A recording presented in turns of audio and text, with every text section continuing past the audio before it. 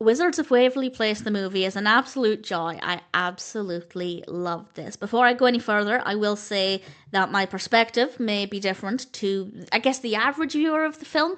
I'm watching every Disney feature film and I reached this one and I proceeded with caution because I haven't seen much of the TV show. I did watch bits of it, but I certainly wouldn't have called myself a fan. I never really saw that much of it, so I wasn't sure if I'd be able to follow this.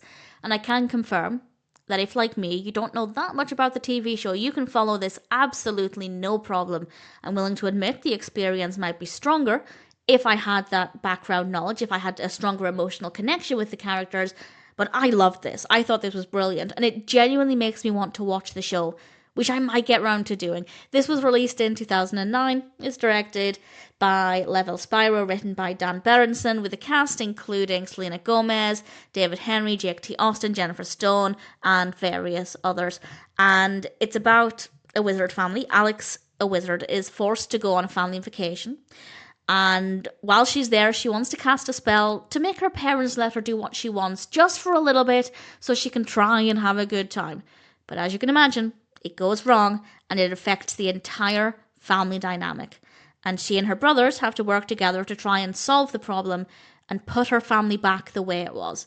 It's a great story, great pacing, really engaging, fun, and very well executed. I got a really good sense of the characters and their dynamics immediately, which made the film more enjoyable because obviously once that switches and things happen within the family, I don't want to give away too much about what happens, but once things do happen, obviously having that brief time to get to know the family dynamic was really, really important. The pacing is great. It didn't take us too long at all to get onto the vacation, but the events leading up to that I still enjoyed. The scene with the train carriage, I absolutely loved. That there made me realise I wanted to watch the TV series, and this is at the very, very beginning of the film. I absolutely adored it. Great narrative, really great, interesting characters, solid performances, of course. Visually, it's just an absolute joy. The colour palette is great, great camera work and lighting, gorgeous locations. It's filmed at least in part in Puerto Rico. It's brilliant, the magic is a lot of fun, and as I said, I might watch the TV show. I was so enjoying this that I'm really tempted to start watching the TV show. I don't remember how much of it I'd seen. I knew enough to know the characters' names and a little bit about them, but I didn't really know too much beyond that.